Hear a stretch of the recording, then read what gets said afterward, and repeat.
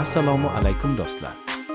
Bugun sizlar bilan 2026 yilda yangilangan Chevrolet Lacetti haqida qisqacha va aniq gaplashamiz. Lacetti bu O'zbekistonda yillar davomida ishonchliligi bilan mashhur bo'lgan sedan bo'lib, ilk bor 2000 yillarda taqdim etilgan. 2026 modeli esa klassik ruhni saqlagan holda, zamonaviy ko'rinish va qulayliklar bilan qaytdi.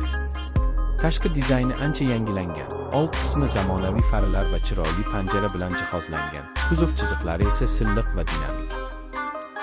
Salon ichida qulay o'rindiqlar, yangilangan panel va multimedia ekran kundalik haydov uchun yetarli qulaylik beradi. Orqa qatorda ham oila uchun joy yetarli.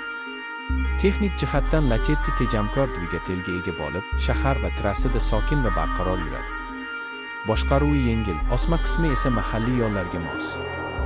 Raqiblari, masalan, Onix kabi sedanlar bilan solishtirganda, Lacetti oddiyligi, arzon servis va ehtiyot qismlarining oson topilishi bilan ajralib turadi.